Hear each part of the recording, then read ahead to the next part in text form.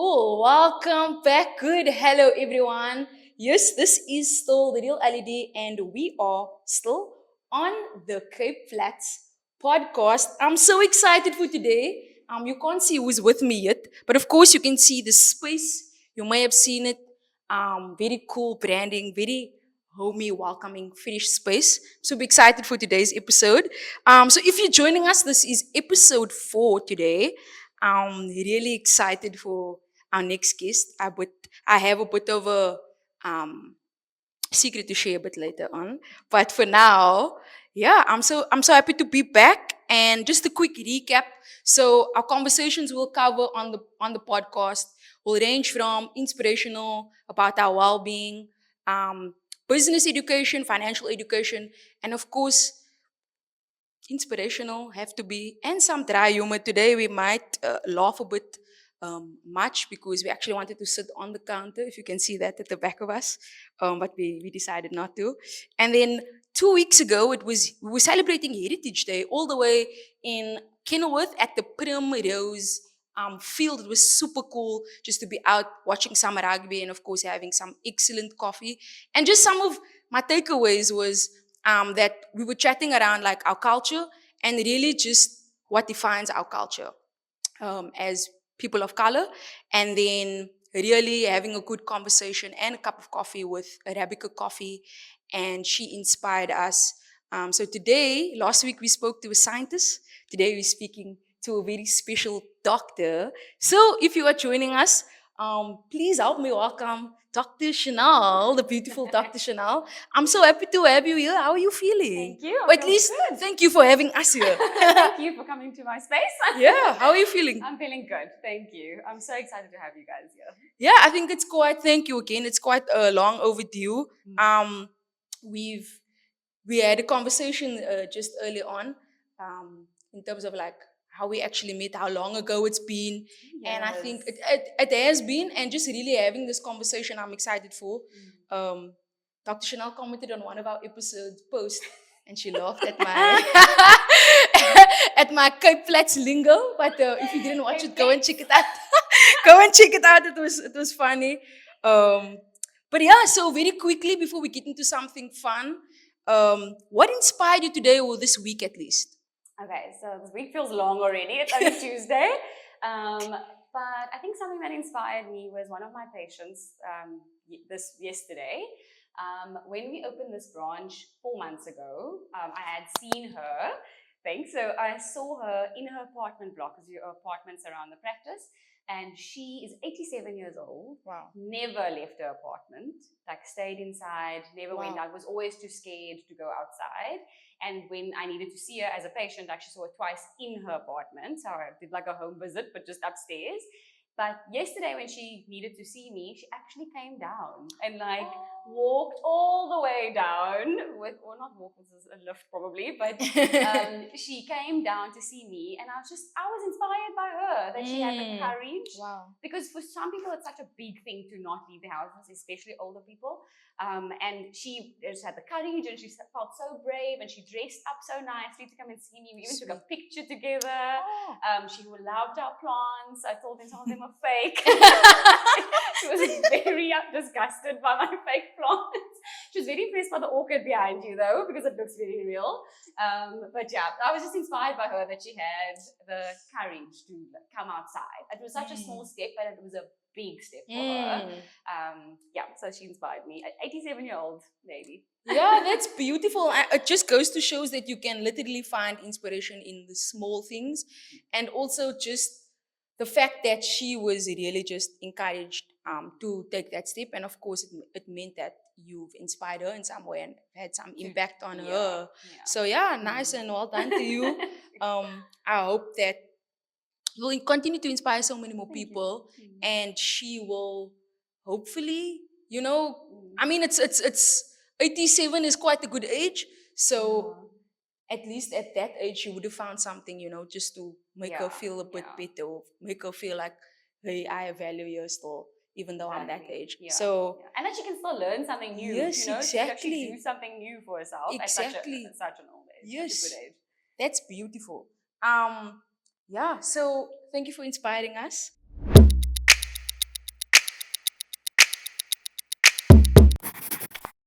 Okay, so the next segment of the podcast is called Rapid Fire. Okay. It's a fun quiz. You have 25 seconds.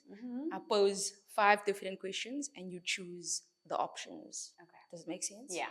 I think I'm getting better at explaining this. The first time, my mom was like so confused. We had to pause. It was horrible. So I'm getting better at this. So cool. So 5 questions, 2 options in 25 seconds. Yes. Hopefully. So I'll also hopefully try my best to ask them quickly because you see, I'm very competitive. So I like sometimes talk in between. So it's kind of not fair, but let's see how you do. Oh, yes, I'm stressed. Okay, let's 25 seconds. Let's go.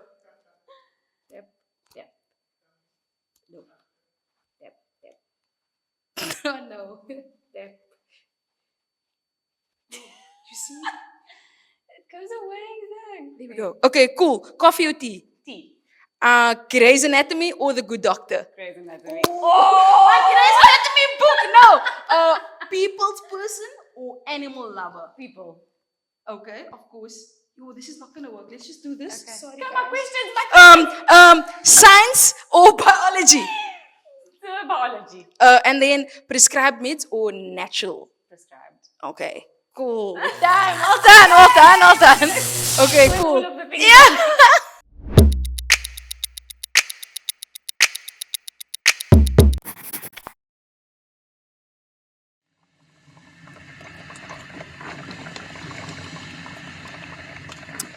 Cool. Thank you so much for indulging. I hope you enjoyed that. It was fun. Interesting, because of course, just very quickly. I mean, you don't have to. There's no time to Yeah. this one specifically. Yeah. But I'm very.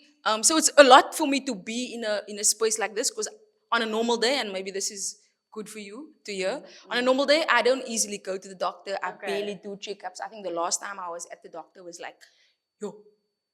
I had to get a I had to get a doctor's note like maybe last year, but I didn't. I left the meds. I just needed the note. And then before that, it was probably like, funny story, it was for a rash. But that was probably like when I was living in Joburg, and that was like 5 years ago. Okay. So I don't usually go. Yeah. So just from like, obviously you in the space, you studied this, you qualify a doctor, and you do see patients regularly, so you're learning a lot all of the time, and still, of course, upskilling yourself. So you said prescribed meds, and I just want to know like your insight in terms of, does the natural way work? Yeah. You know? Yeah, go for it. I did want to explain that one a little bit Yes, more, but my but your time is up. Only because I am all for natural things still. Like, so even though I am a doctor, I never went to doctors also as a child. My mom prayed for us and gave us water. Exactly. We must just get better. She's like, you just need sleep, my child. Just sleep. It's okay. So I think that a lot of kids have been exposed to doctors and seen doctors, but I actually haven't. So I've grown up with a lot of the more natural things, cinnamon, ginger, you know, and when I have a patient, I don't always just, go for the prescription or go for the dispensing of meds. I'll first listen to what they have, because sometimes there's a place for natural things also. So I'm not against it, but I do know that as a doctor, it does work. And even today, only because of like there's been like research done and there have been trials, so I know that the medicine works. But even today as a doctor, when I need to take medicine, I actually am still shocked that it works. So when I take it, I'm just That's like, crazy. oh, Yeah. this actually works. I do feel better.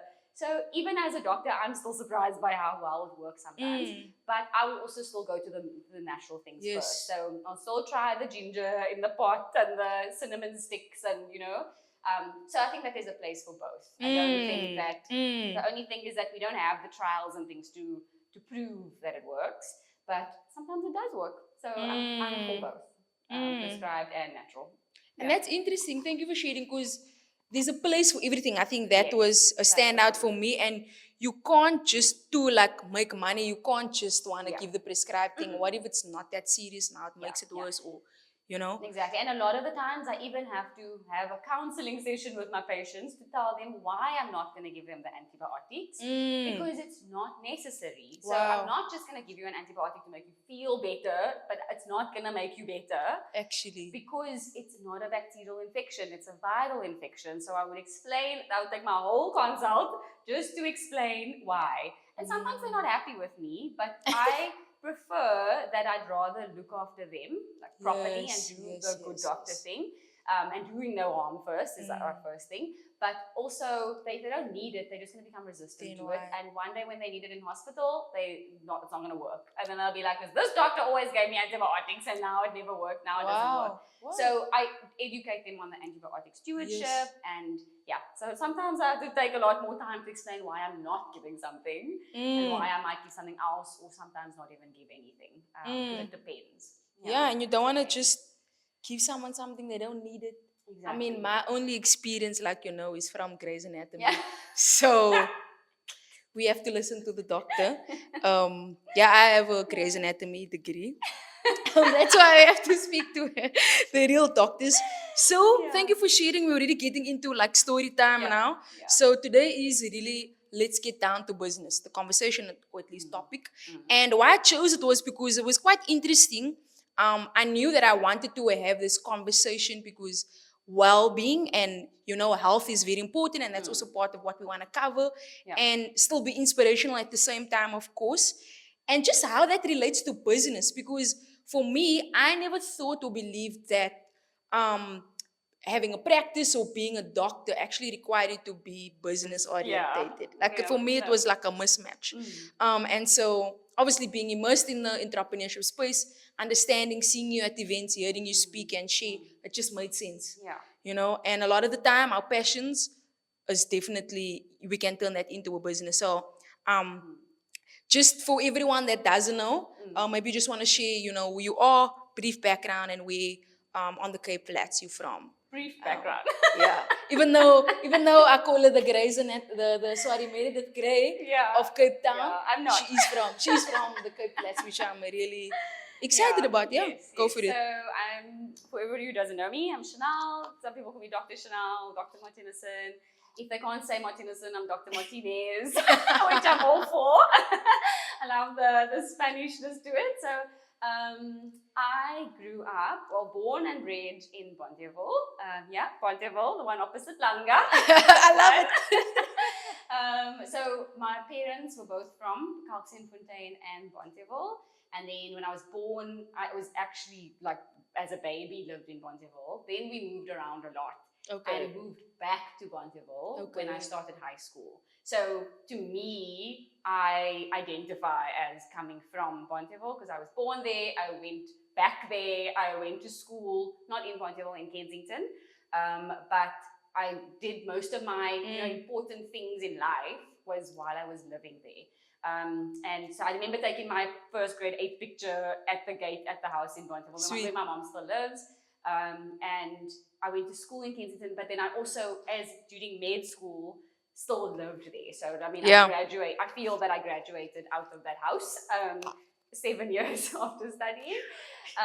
So, yes, I'm from Bonteheuwel.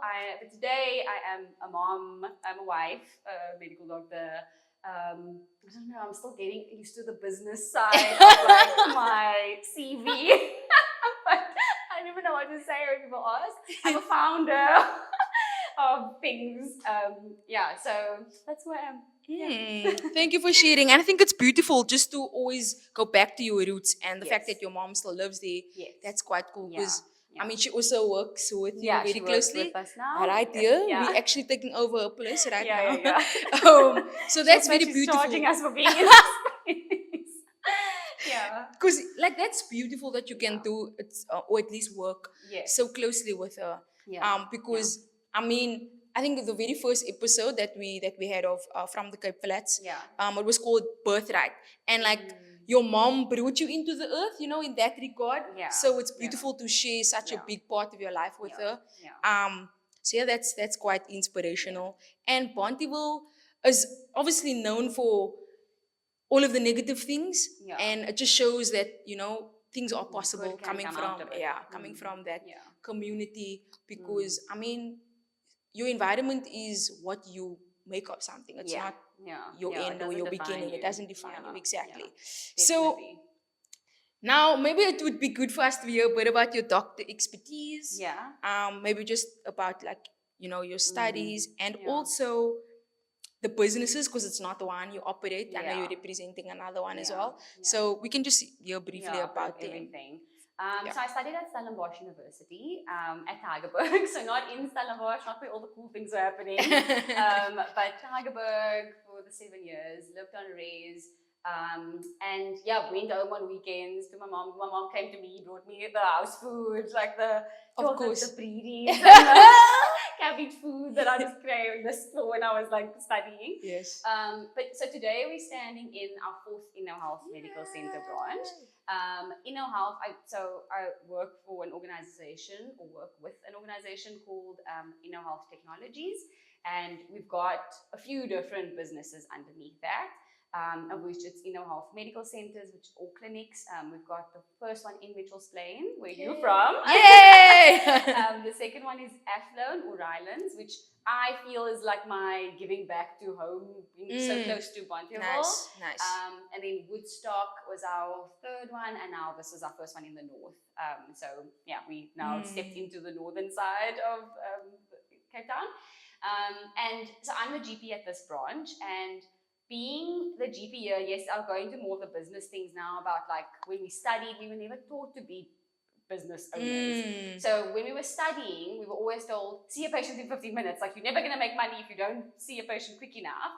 But nobody actually explained how we make the money. Like, we don't understand how the billing works, and all of that. So that's what Inno Health helps healthcare practitioners with. It's actually taking all the other stuff around a business over, and you can just doctor and do what your passion is, which is to be a doctor and help people.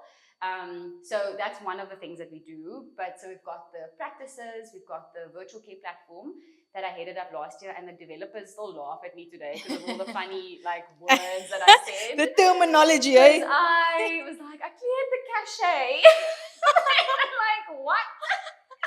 What's the cachet? I was like, what's the cachet? I'm like, no, cash. Not with an A at the end. So I learned a lot, heading up the virtual care platform, the redevelopment of it. So now it's made, we are in the business of making healthcare more accessible, affordable, and providing quality healthcare to our patients. So we love to educate. So that's why I can talk a lot to my patients about educating them about what's happening in their bodies. But that's what we wanted. We wanted healthcare to be more accessible, because it was always seen as like it's just too far or too expensive, or you have too long waiting lines at the public sector, or in the private it's too expensive. So we sort of wanted to find a middle ground, so somewhere where it can not be so expensive for good private healthcare, but also not waiting for the doctor for days at a public facility. And then so that's what I do. I see patients virtually as well. And then I started the business called The F Word, which is a women's health business, and the product is a menstrual cup. And then the other side of the businesses is a U-Image wireless device, where we can now have nurses even have access to an ultrasound device and scan more patients, because you'll be surprised how many patients actually don't get to see their babies when they're pregnant. And the other side of the business is just the data and finance of running practices. So that's basically a bit like in a nutshell about the business side. But I was definitely very scared of being more in the business side of medicine, or business in general, because I found it more scary than medicine, than saving a life. I'd rather be saving a life than running a business. But yeah, like you learn every day. Thank you for sharing. I mean, it's really quite cool to see how it all merges, and of course now the name makes more sense. Yeah, it's Inno Health, as in innovative health. Yes.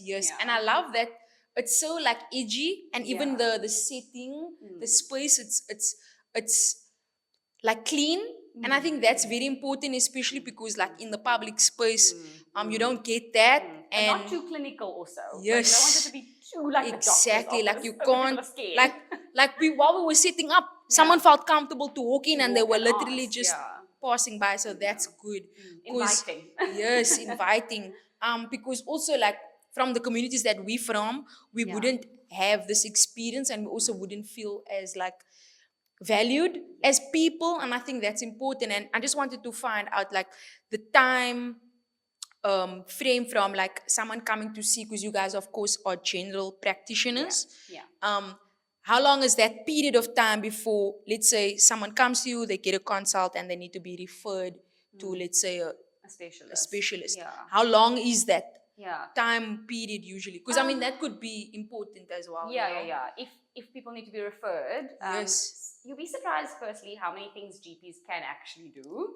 Because I think a lot of people don't actually know that you can do your pap smear at your GP. You don't have to wait months for your gynae appointment to do a pap smear. And some people don't even know what pap smears are. So that's why I actually explain it to my patients also. And even if they're coming for something simple like a rash, I'd ask them, when did you last have a pap smear? Like, it's not even related to the rash. But I ask them because they're like, I actually don't know. I've never had one. Yes. Why do I need one? And then, we can educate them about that. But in terms of the time period, just yesterday I phoned for the patient to be referred to a physician, so a specialist physician. So that's like internal medicine, like more in detail for like hypothyroidism for the specific patient. And two of the specialists had a waiting time and a date only for March next year.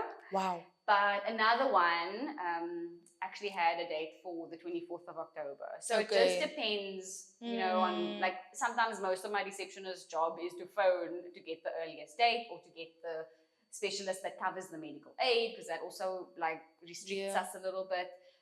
So we try to give our patients the best, well-rounded care that they can get. So we'll phone the specialist, we'll send the referral letter, we'll do the authorization, we'll get the date, get the time, get the earliest date, get the cheapest one or more affordable one for them, so that they don't go there and get the fright of their lives for the amount of money that they must pay.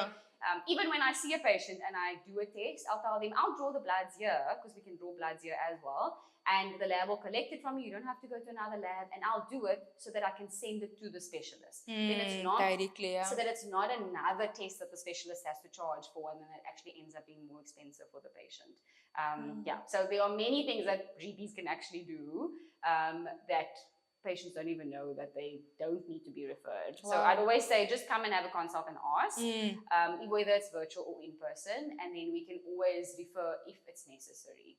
But sometimes it's not always necessary. Yeah, and I think I really like the part of you guys educating. I think I definitely do, because sometimes, these doctors that just literally refer you and they're not giving you like why, or they're not explaining, they're not educating you, because I mean, we as normal people, we don't know what's happening inside of our bodies And per se, forget right? that. Like it's actually, you must switch your brain. Yes, and I love that approach, because it's really helpful, and maybe the next time I can then identify it in myself, because I'm obviously not, I would say, as qualified to identify it in someone else, but now, because I'm getting used to my own body, I should be able to, okay, this is, I know this, for example, I've seen that, or Dr. Chanel told me about this, or whatever the case may be. Knowing what's your normal. Yes. So knowing what's normal to you. So do a breast exam. Check that you didn't have the lump last week, but today you have the lump. Because you might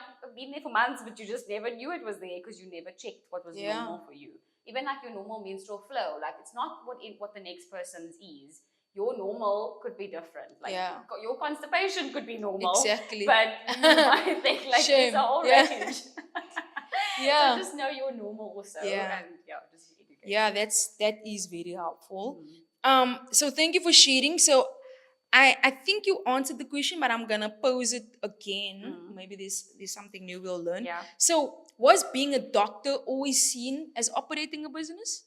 And just like from the from the space, from the time you were studying. With studying. I mean, you mentioned it briefly. Yeah. So like I said, they mentioned it to us while studying, but never actually gave us the detail of how to set up a practice. Like, should you spend on the signage? Like, should you spend on the chairs? which when we opened the practices, we were like, oh my goodness, the chairs are such a big decision because patients are going to be sitting on it. And if they fall, it's actually a big deal. Exactly.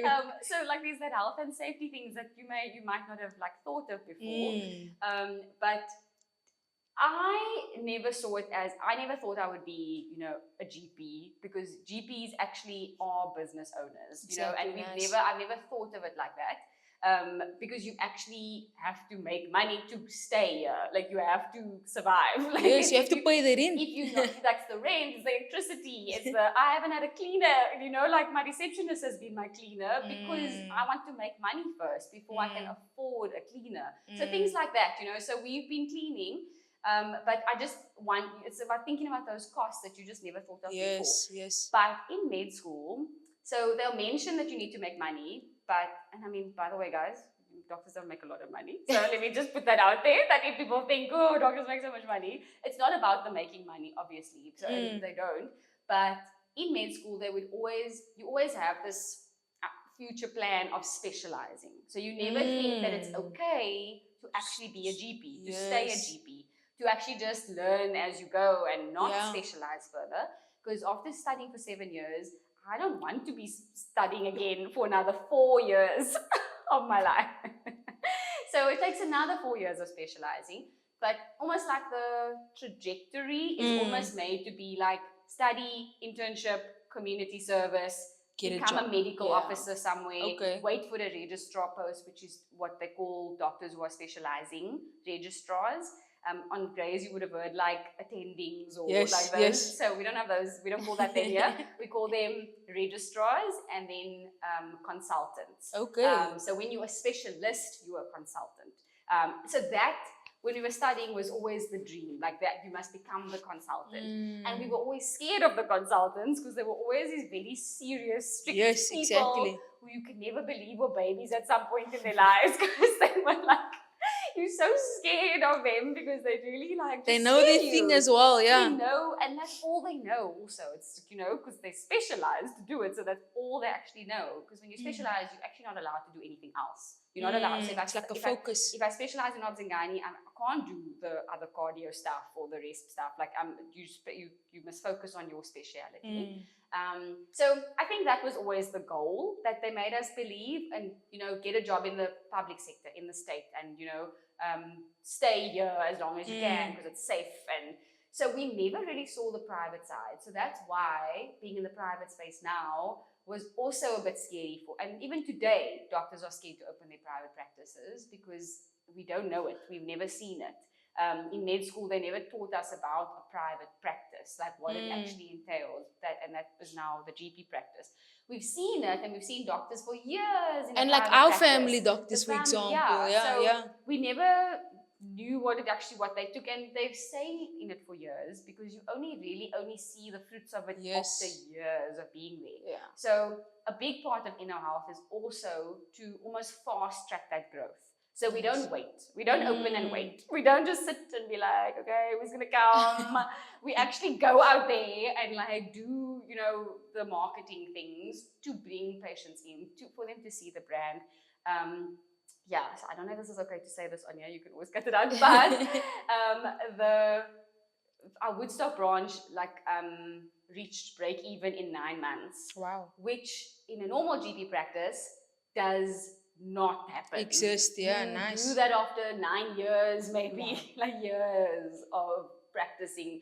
A lot of GPs will locum, which is what they do, sessional work at public hospitals to make the extra money because they're not making it. They do that work to pay for the electricity at the GP practice. So it's like keeping your 9 to 5 and operating a business. That's crazy.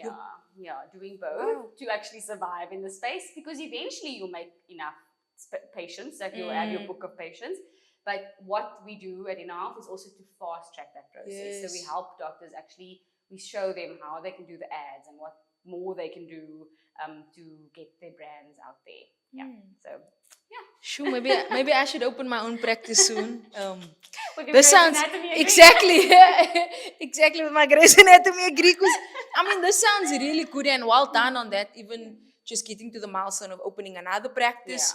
Because obviously it's a different audience that you're reaching as well. I think that's beautiful because for me, it's really like that access and being able to see someone that's actually gonna listen to what I'm saying, Yes. and not Yeah. just prescribe me meds or Mm, say I must go and book a surgery where I don't even need a surgery, where Exactly. I could have Yeah. done, I don't know, Yeah. some physio Yeah. or some Yeah. No, just definitely. using some Yeah. meds that you prescribe, for example. So I think that's really beautiful, and I think this is something that maybe people are struggling with in just in the normal space, in terms of like, how do you take care of yourself, your well-being as a doctor, and still making sure that your patients are, of course, priority. Yeah.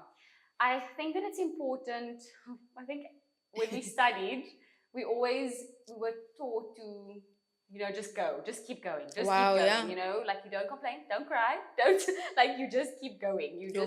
You need, like I think while even studying, we've grown like a thick skin as doctors, firstly. I've seen way more things that I should have seen at my young Wow. age while studying, because I studied immediately after high school. So I was turning 19 in my first year of med school.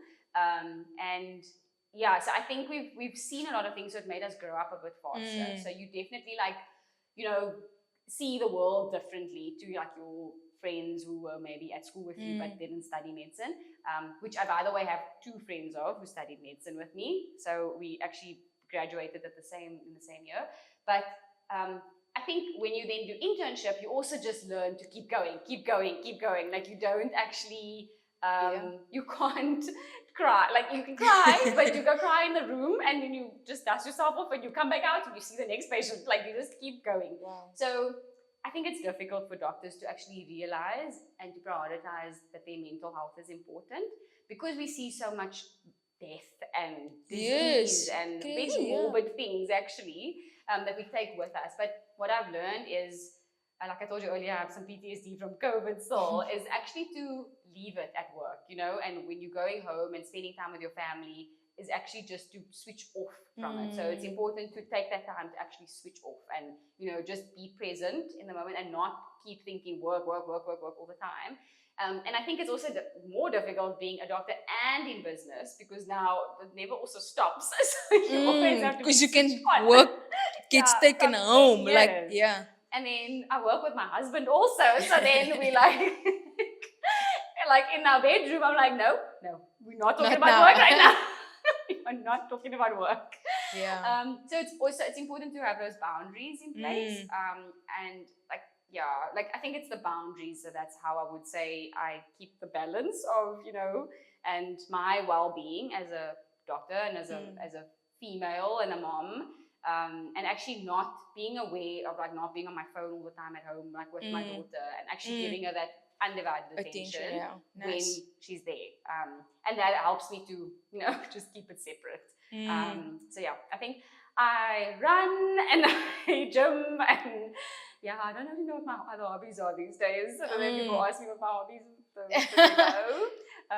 But and that's good, because it's really just like you in a different space also, like especially when you're running, when you're at the gym, and really just, I think the thing of being fully present when you're not at work in terms of the practice space, because that does contribute. Sometimes we think like because maybe we're not feeling unwell or we're not we don't get those type of symptoms that we are fine, but you do get that fatigue that you don't necessarily. Burnout is real. Yes, that you don't feel like now, but in your responses or your reactions, you actually gone. You're like really experiencing burnout already. So I think that's good to know. Like the boundaries are important. And doctors also get sick. So even exactly, you're not superheroes. Last week I was like superhuman.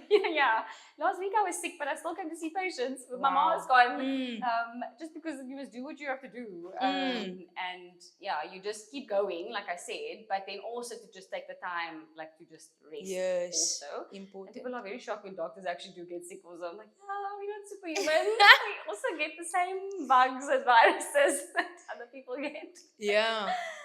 That's actually crazy. I actually didn't think about like.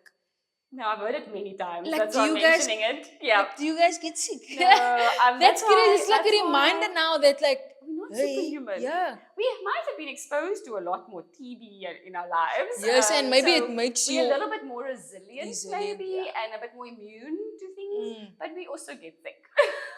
So Yeah. I've heard it many times. We're like, oh my goodness, Dr. You sick. I just think, what did you think? What do you mean? Yeah, and is it like? I mean, this is like off topic. Yeah. I would say off script. Yeah. Is it easy to like prescribe yourself, or what do you call it? Diagnose yourself? What do you call it? I think we're very lenient with ourselves. We're a little bit more like, it's probably nothing. Even with our family members, if they have an issue, we're just like, no, you're not dying. It's okay. It's fine. Just like we're not. So that's one thing we don't do within our practice is diagnose, or we can help diagnose ourselves, but we don't prescribe any meds to ourselves. So I'll always discuss it with our chief medical officer. I'll always message her and be like, do you think I need this now? Like, I'll tell her my symptoms and I'll basically diagnose myself, but she'll always tell me what she also thinks. So we don't abuse it. And yeah, so we definitely at home, I'm like, I don't want to feel like a doctor. So I don't want to be prescribed, like thinking about diagnosing all the time. But yeah, we definitely don't do it with ourselves as much. But some things are like easy, like, Yes. But even sometimes I forget to, I can take a pain tablet when I have a headache. Like, I actually forget that also. Like, I'm just like, why didn't I just take some Napocon? Like, I just could have, Yeah. So we also forget that sometimes. I guess that's like part of the job. You just you switched on. You're just keeping going. And what I'm feeling right now is not the most important. So I think that we should just also learn that it could be also important. Yes. Maybe. Yeah. Maybe. Actually. And then just, I mean, before we unfortunately have to say goodbye, I'm really enjoying the conversation. Any business inspiration or like inspiration from a doctor point of view for any like entrepreneurs or people considering, do they want to start the practice, or they already maybe in the process, they have a practice, just some inspiration. And so I think the first thing is like, for me it was scary to start a business, to do anything, because it's unknown. So I think just being free to let yourself think that you can do it, and to allow yourself to step out like in faith and be like, it's okay, you can, if you fail forward, you just learn and keep going. So I think that's the one thing that I've learned, is just to not be so scared of failure, like not to not do things because I'm scared of failure. When I decided to study medicine, I didn't think I could do it. I didn't think it was possible because I didn't have doctors in my family. I didn't see medicine. When my friend said she's going to apply for medicine, I just said, okay, let's apply. Like, I didn't even know you call it medicine when like to study to become a doctor. So, I mean, I was blessed to have good influences like that in my life, but I didn't think it was possible. So, and today we are standing in the practice that I'm actually the GP at, and I'm so proud of the whole business, the business as a whole. But I think it's just that not being afraid, and it's not a race also, like, because I love running and I'm actually training for the half marathon, and I like to think of it as in life, like I liken it to life, like it's, just get your next goal, like your next personal best, your personal best is fine. Like, you don't have to don't compare yourself to other people. But also just, it's a marathon, it's not a sprint, because in a sprint you just like quickly, like just get there quickly, just at all costs get there. But with a marathon, it takes a lot of tenacity, a lot of stamina, a lot of grit, a lot of obstacles that come your way, and you just keep going and you just roll the punches, which is a good thing, because you're learning as you go. So I think that's what I would say to somebody wanting to, start something, or they've always thought to do something. Even with the menstrual cup, I was like, I'm too scared to do this. It helped me, but what if other people don't think it's helpful, and what if they don't adapt it as well as I think they would? But then when I told my husband about it, the next week it was a business, and he you also just need those people to also just push you, just throw you in, just throw you in the deep end and go and swim, learn to swim. So I think that's important. And then the last thing I just want to say is, growing up, so standing here, I like to not forget where I come from. So growing up and what got me from primary school to high school to med school to in the business and where I am at this point in my life. In the beginning, my mom always said, it's not about where you come from, but about where you're going. So she always said that to me. So that's what kept me going. Like, going, I must go. It's about where I'm going. It's about where I'm going. So I always, just went with it until I got to like becoming the doctor. And I'm like, so now I'm here. So now what now? Like I went now. I'm here. Like I've gone now.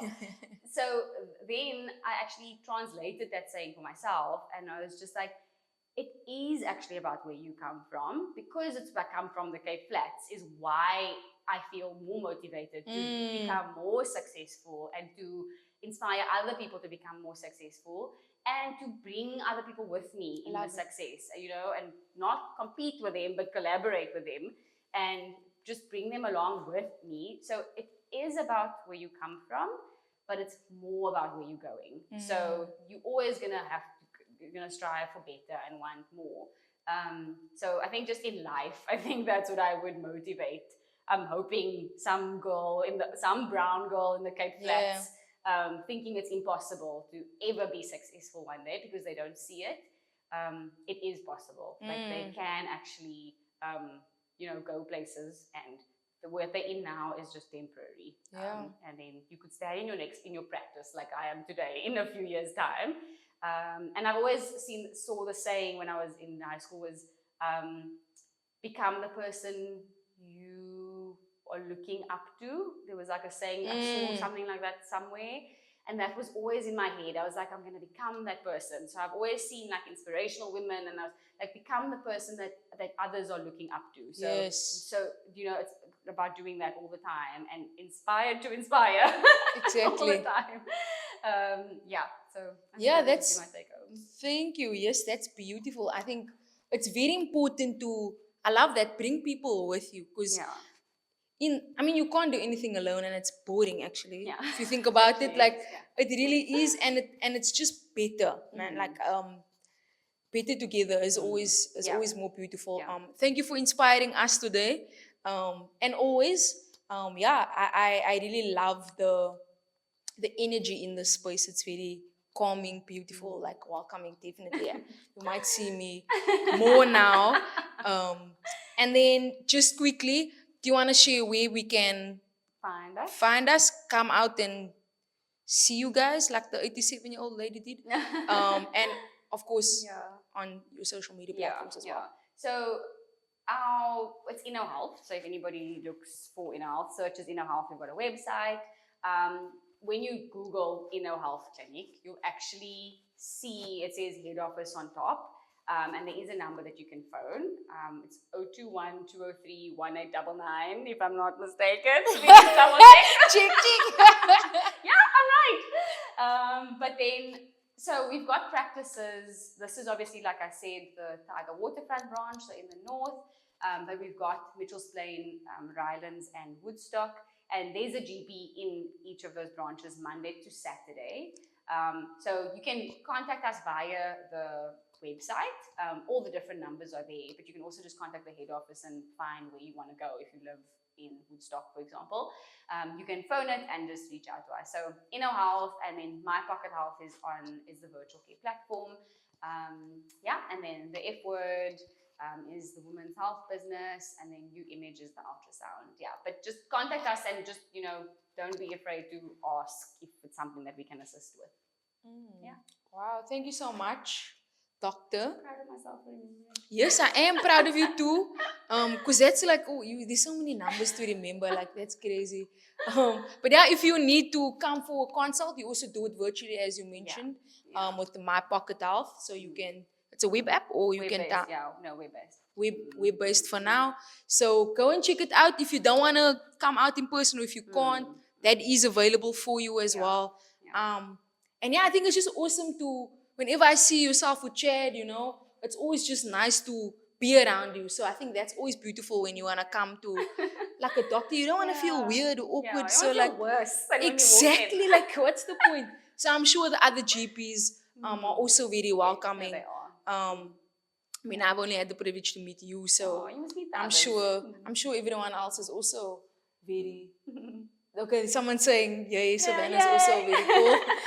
And you'll find her in Woodstock, I believe. Yes, yeah, Yeah. it's So in please, Woodstock, yeah. please go if you're close by to Woodstock, Yeah. Rylands, and Mitchell's Plain as well. Mm. And then of course in Tag Valley as well. So yes, thank you again, Doctor. Thank I'm you gonna say for it the whole time having now, me. Dr. Chanel. It was really cool. Thank you, Dr. Ali. my Grey's Anatomy degree. Yeah. We're sorry we didn't sit on the counter next time. Next time. But yeah, we'll chat soon. Keep inspiring people. Bye. From the Cape Flats, we hope that you were inspired today and continue to inspire. We'll chat soon.